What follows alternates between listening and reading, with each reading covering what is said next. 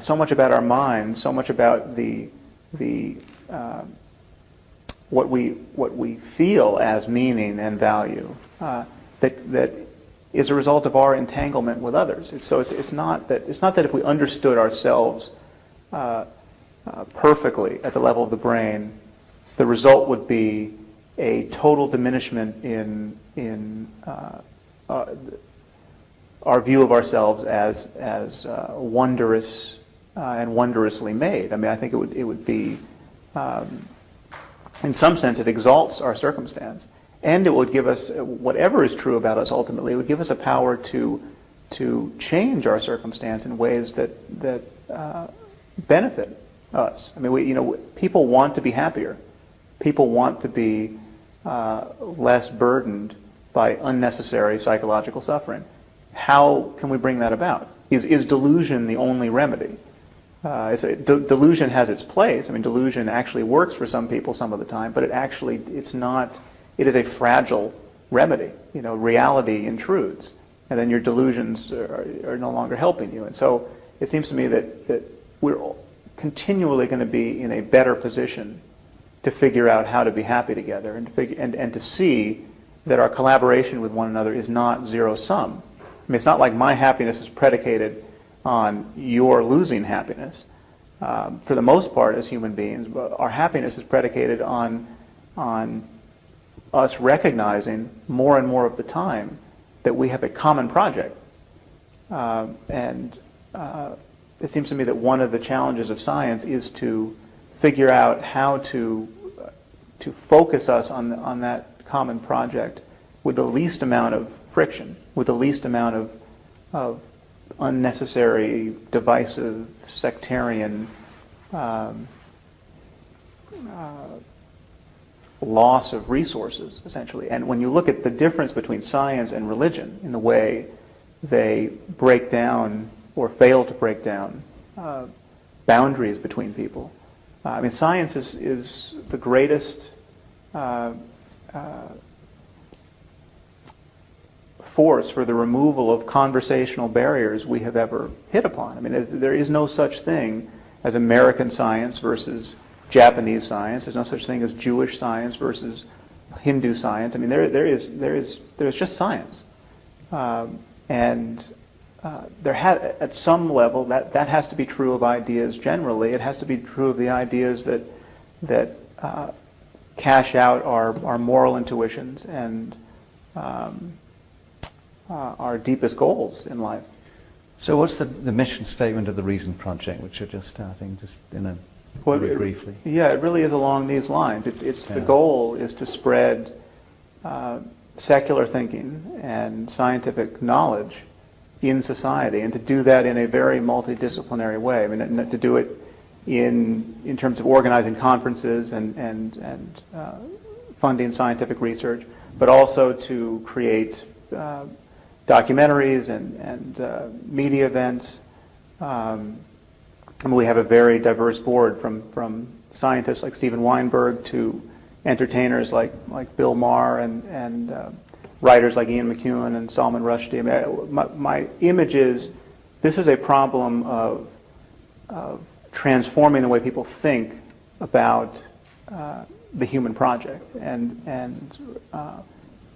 transforming the kind of expectations we have of our neighbors for making sense in public discourse. And so I see a role for business and entertainment, and also hard laboratory scholarship to come at this from all angles, because we all have to start talking the talk from all sides very quickly here, it seems to me.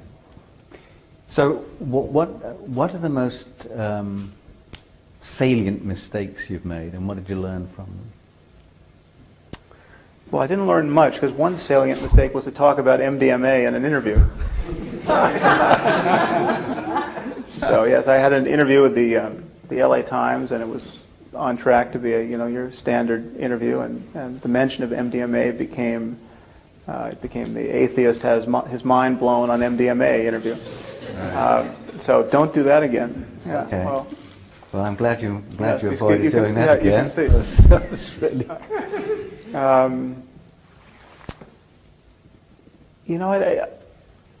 I think it's going well. I mean, there's many things I could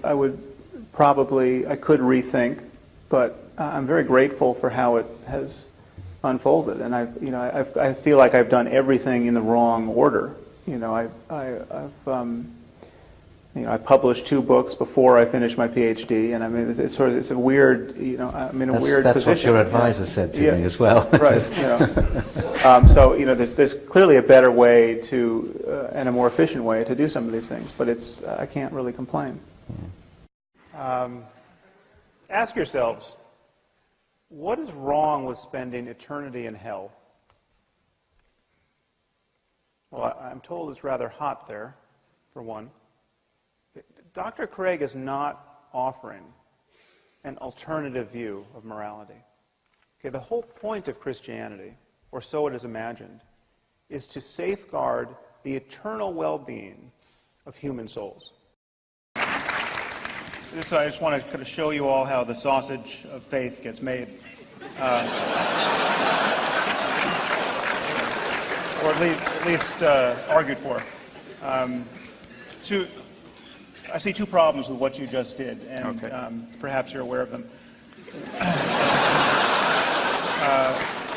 One is that Maimonides actually said that this could not be understood allegorically or in any other way, but literally he came back 25 years later after he had been misunderstood in the Guide to the Perplexed, and wrote, I think in his commentary to the Mishnah, that the resurrection is a literal truth, has to be believed in. There may be some caveats there in his theology, but he was talking about bodies being reanimated. The other issue is you made this sort of artful move to the free will loophole. You said people have free will. If a man wants to lock his daughter in a dungeon and have sex with her, God has allowed that because he's given us this rather diabolical freedom. That doesn't cover all of the other suffering for which only God can be responsible if he exists. The 9 million children I just talked about dying every year through cancers and violence and accidents and lack of access to clean water. And this is God's fault if God exists. I mean, either he can do nothing about this, or he doesn't care to. So either he's impotent or evil. I mean, this is the problem that that the free will doesn't get you out of. A meeting that was organized by John Meacham of Newsweek, where they were just asked questions like, "Do you experience the Holy Spirit?" And Hillary Clinton was led to say in that context that the tear she shed in a New Hampshire diner was evidence of the Holy Spirit. And received no opposition from anybody. And this was just, like, what kind of epistemology do we have where Hillary Clinton can get away with that? So that's the situation we're in. It's a complete vacuum of critical intelligence when the conversation turns to God talk. Yeah. Right. I'd like to ask a question about a place where there ought to be a presence of critical reason, which is Christian apologetics.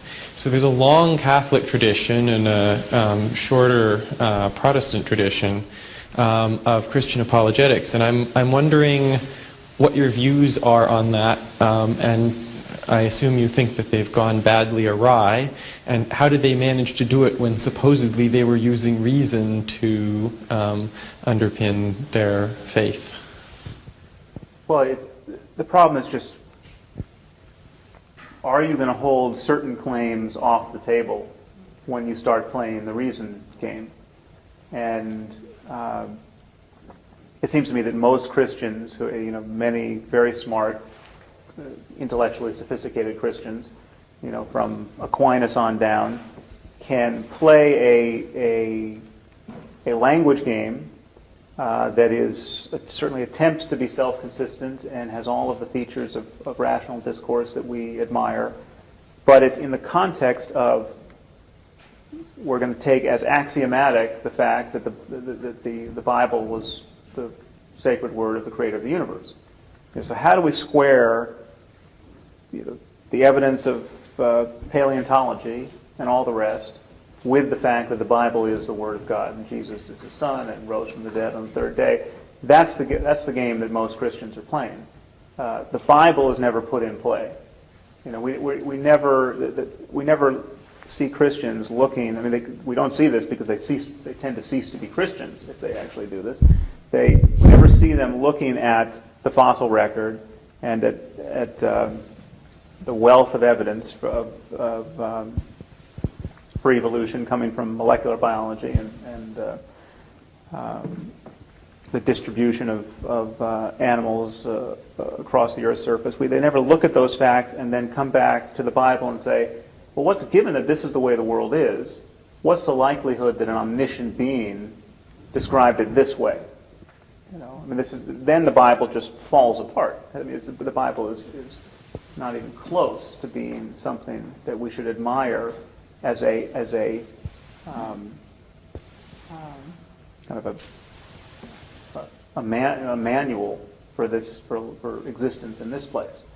And so too with morality. I mean, given what we now expect of our fellow human beings, gender equality and repudiation of slavery, and now that we have people like John Rawls and Thomas Nagel and Derek Parfit really thinking clearly about ethical problems, and not that they all agree, but I mean, now that we know what it's like to really parse ethical issues, now let's look at the Bible and see. Let's look at Leviticus and see just what God was up to. It's an embarrassment.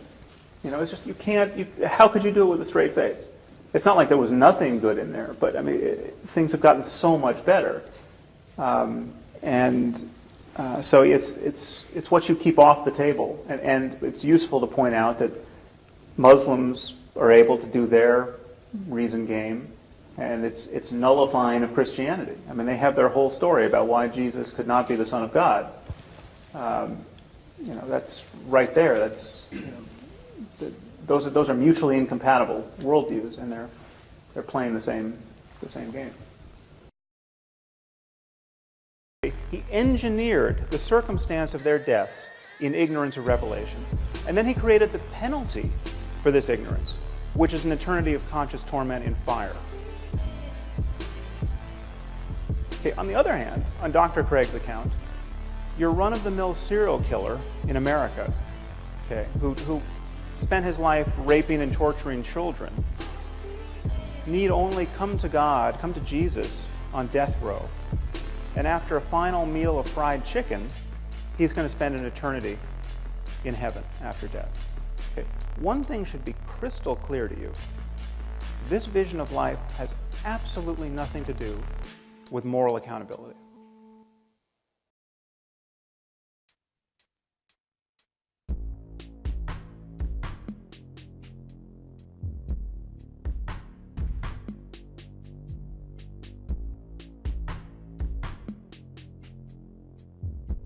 And please notice the double standard that people like Dr. Craig use to exonerate God from all this evil.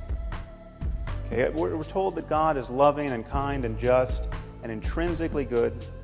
But when someone like myself points out the rather obvious and compelling evidence that God is cruel and unjust because he visits suffering on innocent people of a scope and scale that would embarrass the most ambitious psychopath, okay, we're told that God is mysterious. Okay, who can understand God's will?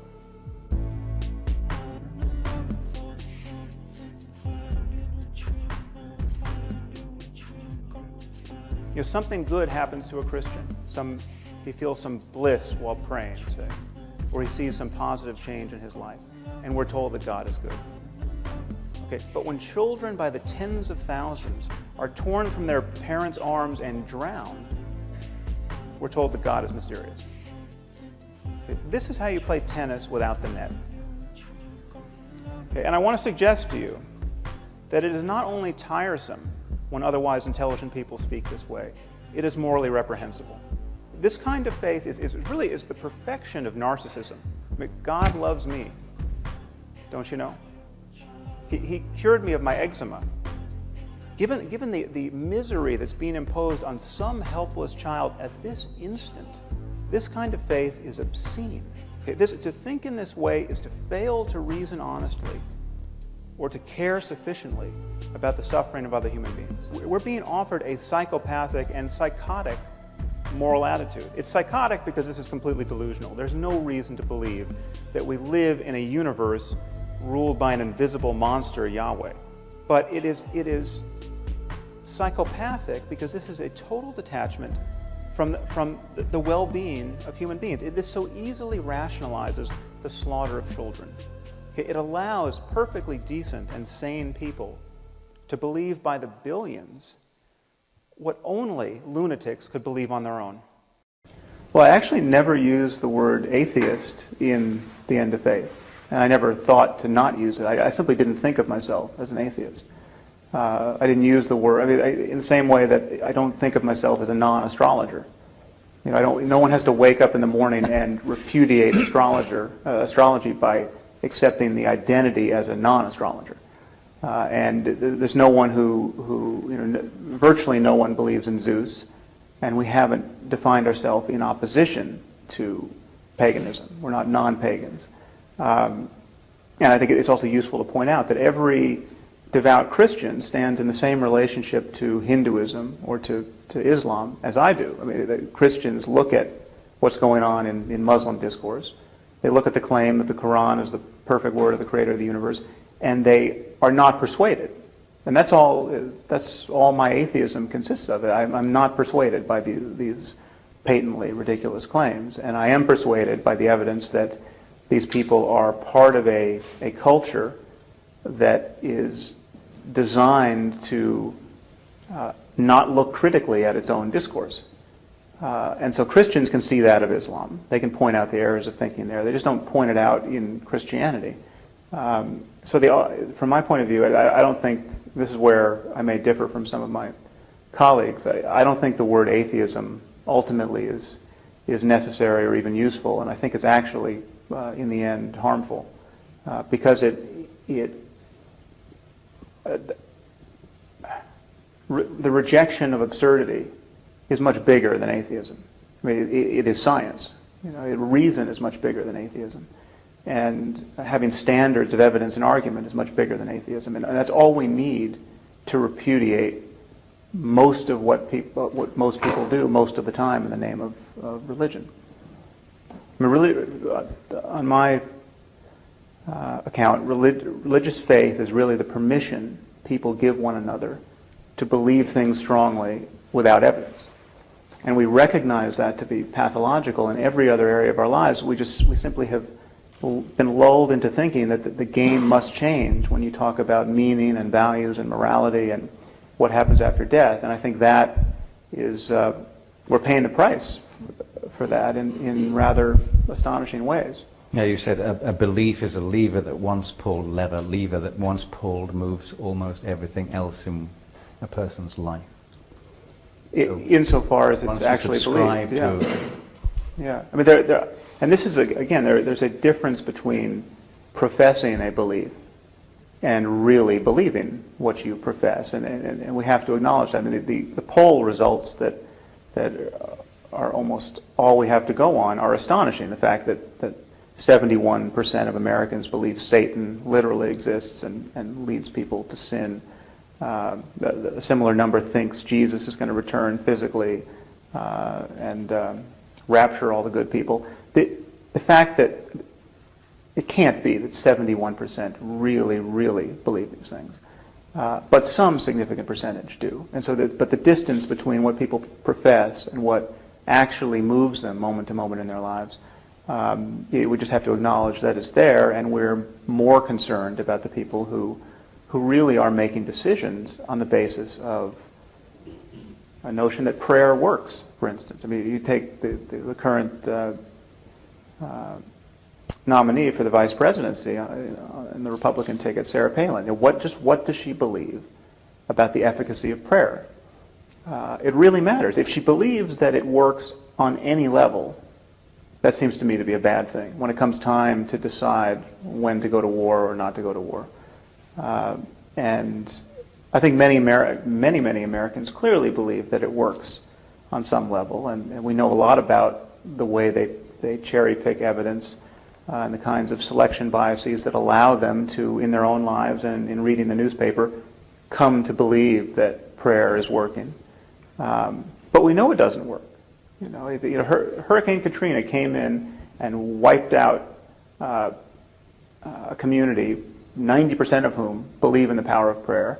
And after this devastation, people were polled asking whether this only confirmed their belief in God, and 89% of people said their belief in God went up as a result. It's a kind of credence that is so elastic. It will suffer any possible collision with reality if we don't point these contradictions out. And that's really the problem that worries me the most, is that even people who don't believe these things have been collaborating in this conspiracy to keep people living and speaking and reasoning as though all of these beliefs were justified. And so we have atheist scientists keeping religious people safe in their sanctum sanctorum of wishful thinking, because they think everyone else needs this stuff. I, the atheist scientist, don't need this stuff. But these poor people, they've got nothing else. Most scientists actually espouse a view like that, whether or not they have any religious beliefs themselves. And it's profoundly condescending and unimaginative. And it's actually coming at quite a cost to us, I think, culturally. So what about the issue of religious scientists, then? Well, it's one thing to acknowledge, and this is part of the power of cultural context, is that it's almost uniquely an American problem. And if you look at the rates of belief among scientists in the U.S. versus the U.K., they're skewed by this, basically the American propensity for religious belief to a great degree.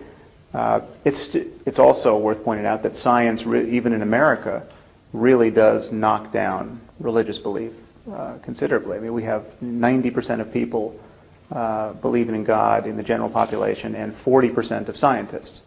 And depending on what your scientific specialization is, it gets knocked down further. Doctors, 60% of doctors believe in God of some form. And I think it's not an accident that doctors are the most full of faith, because the doctors are having to deal with people who are dying, who are confronting their mortality in the context of their own faith. And it's got to be easier in some way, emotionally, to meet them in that language game in some way that seems appropriate to their circumstance. And that's, that the burden is upon the secular, reasonable person, the atheist, to find a way of dealing with those moments. A moment of someone dying in a hospital, say, without repudiating something that's actually necessary for us to get through that in a way that is optimal for human well-being. In my next book, I'm trying to bridge this divide between facts and values, which actually is related to the criticism of religion, because it is the thing that is holding religion in place in this society. The fact that it is the issue that Dan Dennett runs into with his belief in belief bit. I mean, the fact that people think religion is necessary because there is no other source of meaning and morality and value, and that is clearly an illusion. But it is an illusion that most people, even most atheist scientists, it seems to me, don't see. Many of the people who are studying morality at the level of the brain and human well-being at the level of the brain still don't see that we are going to move into a period where science is going to be able to make scientific claims about good and evil and right and wrong. If those words mean anything, they're going to mean something that is meaningful in the context of a scientific understanding of human well-being at the level of the brain. And so we are going to collide with popular opinion on the subject of morality and meaning in the same way that we've collided on the subject of evolution. And so that's what I've been thinking about recently. So, as many of you know, we have spent the last several years publicly criticizing religion, and I can tell you that what you hear back when you do that are all the reasons why most people think that's a terrible thing to do. And the reasons are not so numerous. It turns out there's not 100 ways or reasons to rise to the defense of God. There really are only 3. Either you argue that a specific religion is true, or you argue religion is useful in general, or you argue that atheism is intolerant or in bad taste or corrosive of something that's important in human life. And it's interesting that people rarely argue for the truth of religion. Even fundamentalists, I find. Fundamentalists almost never come forward with evidence for miracles or the confirmation of biblical prophecy. Some do, but for the most part, that's not even their primary concern. Rather, it's the usefulness of religion, especially as a framework in which to think about morality, that people are willing to advocate for, and the commensurate danger of atheism, that atheism is somehow corrosive of morality.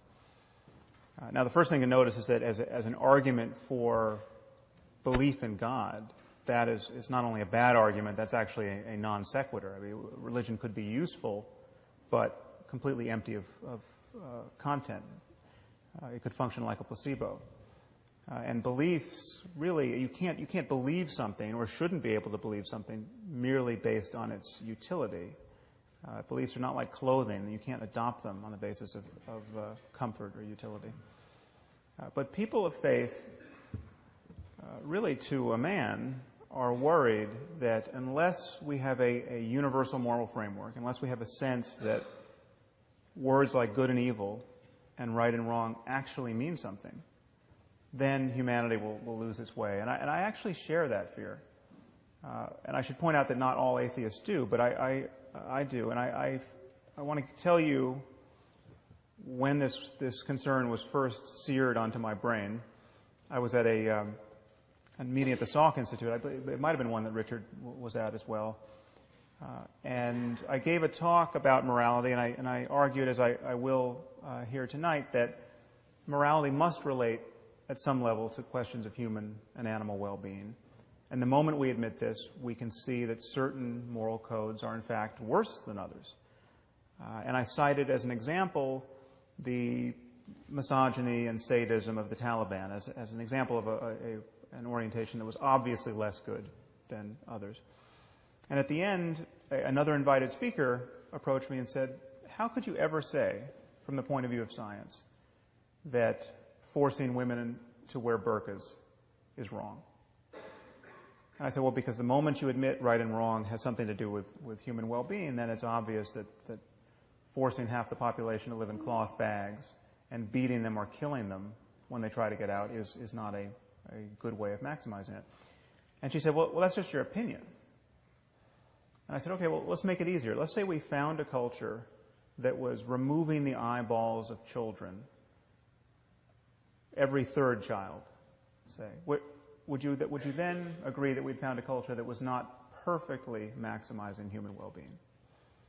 And she said, well, it would depend on why they were doing it. So after my eyebrows returned from the back of my head, I said, okay, let's say they're doing it for religious reasons. Let's say they have a scripture which says every third should walk in darkness or some such nonsense. And she said, well, then you could never say that they were wrong. Now, you should know that I was speaking to a woman who was quite a sophisticated student of philosophy and science. In fact, she has since been appointed to the President's Council on Bioethics in the United States. She's one of 13 people advising President Obama on all of the ethical implications of medicine and progress in related science and technology. And she had just delivered a perfectly lucid lecture on the moral implications of advances in neuroscience, and she was especially concerned that we might be subjecting captured terrorists to fMRI-based lie detection technology, and she thought this would be a truly unconscionable violation of their cognitive liberty. So on the one hand, her moral scruples were really finely calibrated to recoil from the slightest perceived misstep in our war on terror, and yet she was totally detached from the very real suffering of millions of women in Afghanistan at this moment. So I view this double standard as a problem. And strangely, this is the erosion of basic common sense and moral goodness that religious people tend to be worried about. Now, I hope it's obvious to all of you, and will be even more obvious at the end of this hour, that religion isn't the answer to this problem. But it's inconvenient that the people who tend to agree with me about the necessity of a concept of moral truth are, by and large, religious demagogues and not our fellow secularists, and certainly not our atheists. So now, how do we find ourselves in this situation? How is it that religious dogmatists and many scientifically oriented secularists agree about the limits of science? Well, it's thought that there are two quantities in this world. There are facts on the one hand, and there are values on the other. And it's imagined that these two are discrete entities that can't be understood in monistic terms. And it's imagined that science can't say anything about value. Science can't tell us the answers to the most important questions in human life. How should we raise our children? What constitutes a good life? In principle, science can't touch these things. Of course, everyone agrees that science can help us get what we value. And once we agree that we value something, then science is a very useful tool. But it can't tell us what we ought to value. And so it's thought from the point of view of science that when we look at the universe, we just see one event following another. We just see a concatenation of causes. And there's no corner of the universe that announces certain events as good or bad or right or wrong. We make those judgments. But in doing that, we seem to be broadcasting our preferences onto a reality that is intrinsically value-free. And where do our preferences come from? Where do our notions of right and wrong and good and evil come from? Well, they clearly are the product of apish impulses and social emotions that have been drummed into us by evolution. And then they get modulated by culture. So you take something like sexual jealousy, for instance. We come from a long line of primate ancestors that were probably quite covetous of one another, despite the fact that everyone was covered with hair. And this possessiveness gets modulated by culture, and so we have something like the institution of marriage, say. And therefore, from the point of view of science, when you look at a statement like it's wrong to cheat on your spouse, it seems like that statement doesn't really track reality in any deep sense. This is just how apes like us learn to worry when we acquire language. It's just conventionally wrong. It can't be really wrong from the point of view of science. This is just an improvisation we're doing on the back of biology. Now, this is where religious people begin to get a little queasy, and I think they should. But they see no alternative, by and large, but to insert the God of Abraham into the clockwork as an invisible arbiter of moral truth. So it's wrong to cheat on your spouse because Yahweh deems that it is so, which is rather odd because in other moods Yahweh is fond of genocide and slavery and human sacrifice. Now I'm going to argue that this split between facts and values is an illusion. And my claim is that values are a certain kind of fact. They are facts about the well-being of conscious creatures. They are facts about the kinds of experiences it's possible to have in this universe. Now, in claiming that values reduce to the well-being of conscious creatures, I'm introducing two concepts, consciousness and well-being. Let's start with consciousness. This, to my eye, is not at all an arbitrary starting point. Okay, imagine a universe without the possibility of consciousness. Imagine a universe just filled with rocks. Okay, there's nothing that it's like to be in this universe. Okay, the lights are not on in this universe. There's clearly no happiness or suffering. I would argue the concept of right and wrong, good and evil, simply doesn't apply. For changes in the universe to matter, they have to matter, at least potentially, to some conscious system. Now, what about well-being? It seems like the well-being of conscious creatures could be a controversial anchor for morality, but I don't think it should. Okay, here's the only assumption you need to make. Imagine a universe where every conscious creature suffers as much as it possibly can for as long as it can. I call this the worst possible misery for everyone. The worst possible misery for everyone is bad. If the word bad is going to mean anything, surely it applies to the worst possible misery for everyone. Now, if you think the worst possible misery for everyone isn't bad, or that it might have a silver lining, or there might be something worse, I don't know what you're talking about. And what is more, I'm reasonably sure you don't know what you're talking about either. The moment you admit this, the moment you admit that the worst possible misery for everyone is the worst outcome, okay, then you have to admit that every other possible experience is better than the worst possible misery for everyone. So a continuum opens up. And because the experience of conscious creatures is going to depend in some way on the laws of nature, there are going to be right and wrong ways to move across this continuum. It will be possible to think you're avoiding the worst possible misery for everyone and to be wrong about that and to fail to avoid it. This is, in some sense, a navigation problem. So here is my argument for locating moral truth in the context of science. Questions of right and wrong and good and evil depend upon minds. Okay? They depend upon the possibility of experience. Minds are natural phenomena. They depend upon the laws of nature in some way. Morality and human values, therefore, can be understood potentially in the context of science, because in talking about these things, we really are talking about all of the facts that relate to the well-being of conscious creatures. In our case, we're talking about genetics and neurobiology and psychology and sociology and economics. Now, I view this space of all possible experience as a kind of moral landscape where the peaks correspond to the heights of well-being and the valleys correspond to the lowest depths of suffering.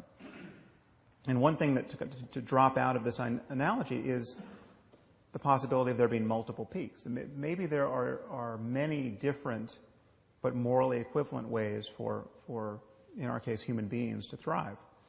But clearly there are many more ways not to thrive. There'll be many more ways to not be on a peak. And I think it's rather obvious that there are many more ways to suffer unnecessarily in this world than to be sublimely happy. Now, the Taliban are still my favorite example of a group of people who are struggling mightily to build a society that is obviously less good than others on offer.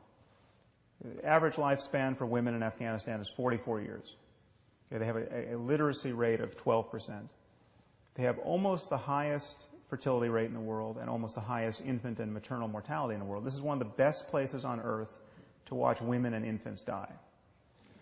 They also have a GDP that's lower than the world average in the year 1820.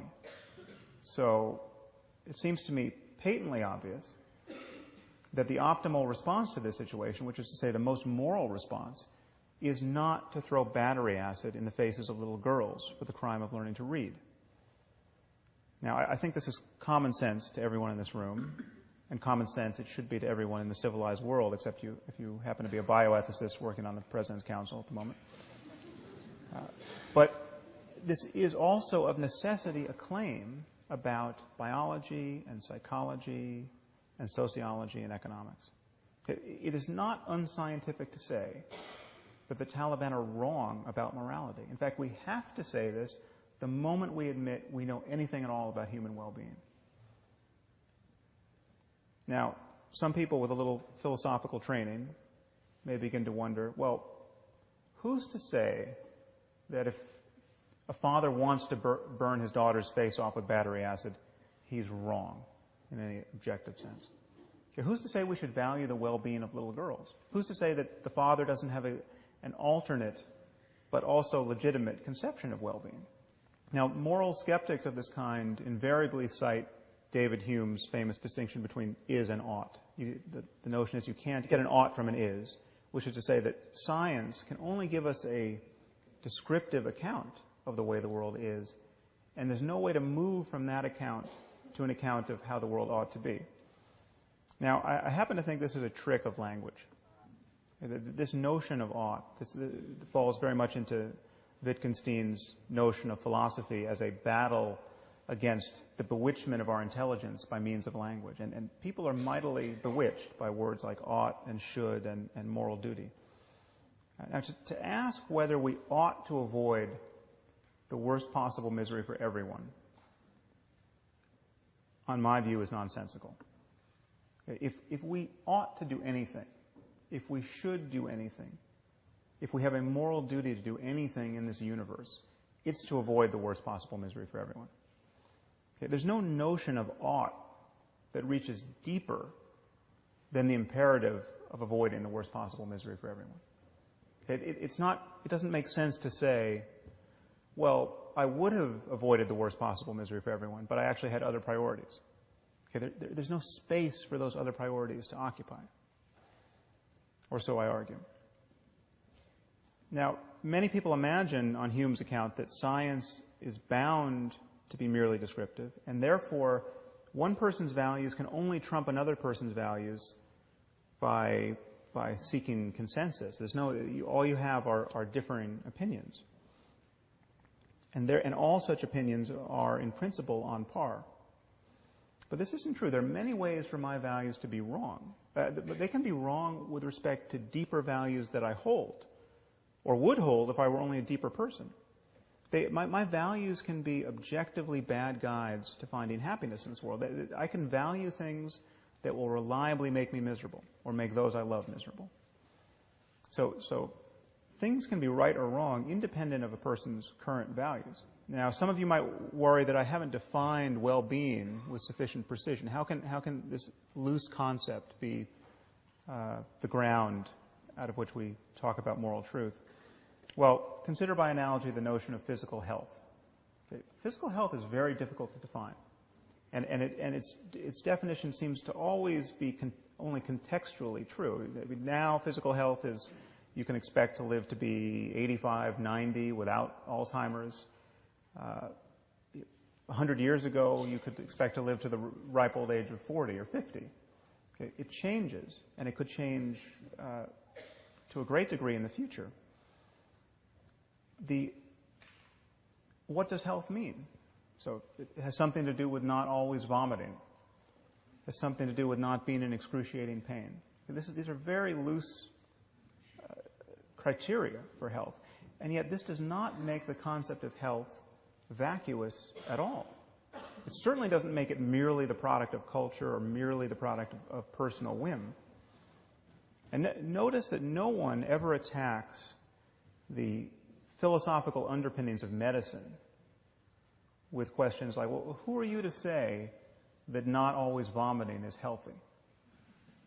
What if you meet someone who wants to vomit? What if you meet someone who wants to vomit until he dies? How would you argue that he's not as healthy as you are?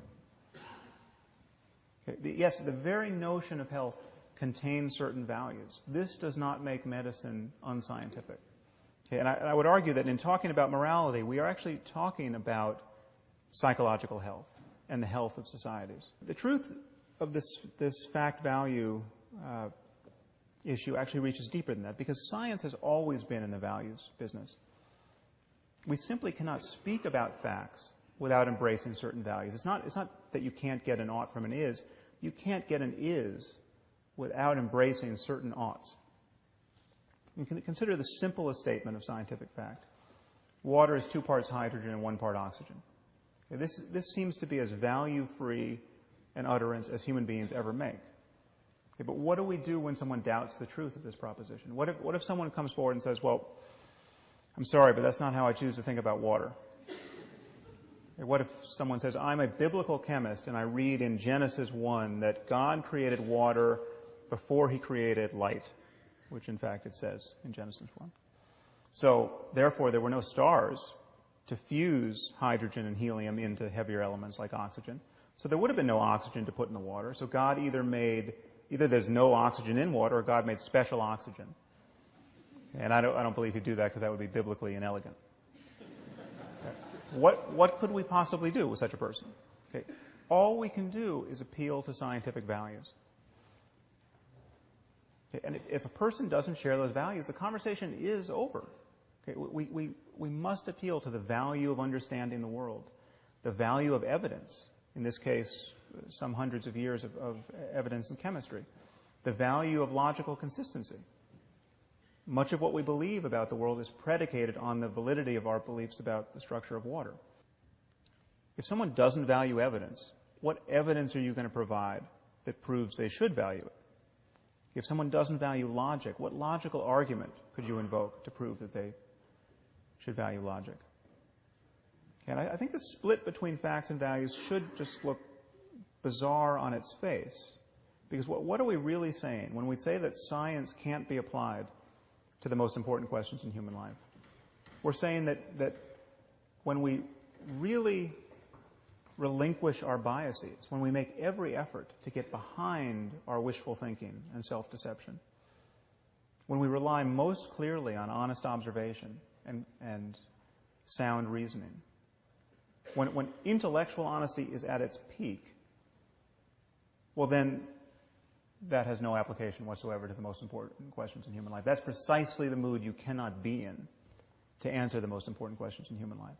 So I'd argue to you that thinking of moral truth in the context of science, and indeed a science of morality, should only pose a problem for you if you think a science of morality must be absolutely self-justifying in a way that no branch of science can be.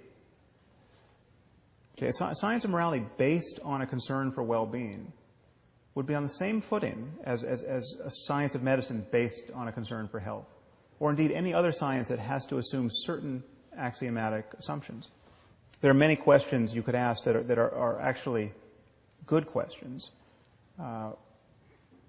One would be, how would this work in practice? I mean, we often have values, genuine values, that can be in competition with one another. There can be trade-offs between values. How do we balance one person's well-being against the well-being of the group? How do we evaluate the consequences of our actions when the consequences seem to go on forever? So you take, for instance, this recent tragedy in Japan. Is this a good thing or a bad thing? Well, it certainly seems bad, but what if this causes us to handle nuclear materials so much more conscientiously than we ever would have in the future that it winds up saving millions of lives? Okay, these are all good questions, but I would argue these are not a retort to the argument I've given you. Okay, it could be difficult or impossible to answer some of these questions, but in every area of science, in every area where we acknowledge that truth claims are valid, there are an infinite number of questions that are indeed difficult or impossible to answer. This does not nullify truth claims.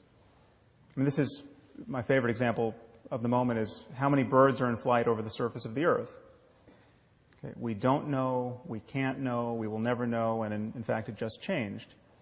Okay, there's no scientific effort that could deliver those data. And yet we know there's a simple answer. It's just an integer. This could well be true of certain questions about morality. This would not nullify the reality of moral truth.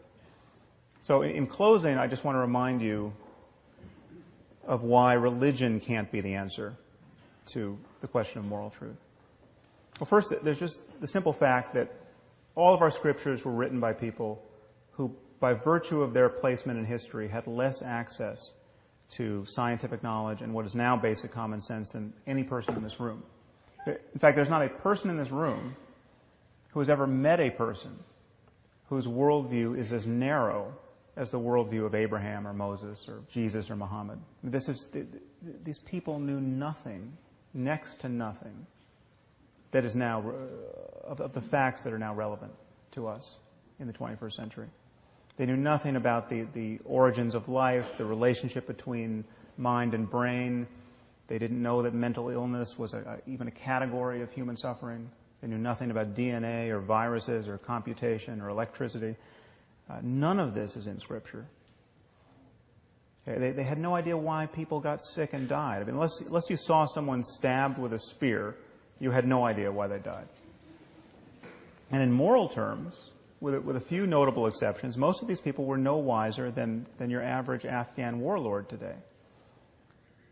Okay, they had most had absolutely no notion that slavery was problematic, that there was something morally unsavory about owning people and treating them like farm equipment.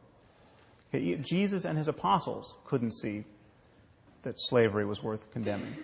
In closing, I just want to suggest to you that just as we don't have Christian physics, though the Christians invented physics, and we don't have Muslim algebra, though the Muslims invented algebra, we at some point will not have Christian and Muslim morality.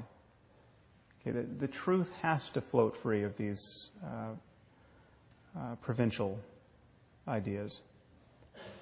What remains for us to discover are all the facts that relate to genuine questions of human well-being. And the goal clearly is to build a global civilization based on shared values. Now, it seems to me the only tool we need to do that is honest and open inquiry. And if faith is ever right about anything in this space, it's just right by accident. Thank you very much. Don't tell Ed I said this.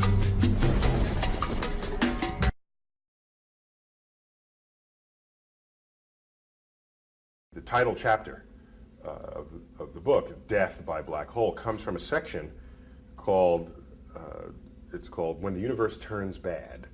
All the ways the cosmos wants to kill us. Yeah. And there are too many people out there say, oh, we live in a beautiful universe that's just made for life and Earth is perfect. And it's like, no. First, Earth is trying to kill you with earthquakes, hurricanes, tornadoes, tsunamis, floods. The whole lot of ways the Earth wants to kill you, not to mention viruses and the like. Yeah. You get done with that, now that's Earth. Now the universe wants to kill you with asteroid impacts and, so let's be candid about that. And so there's a whole section that lists these ways. Mm-hmm. Some ways are more likely than others. Death by black hole, you're not likely to die that way. But if you had a choice, if I had a choice, I'd pick that way. Because it's, oh yeah. Yeah? Oh yeah. Oh yeah. Death by black. So what happened, because it's spectacular.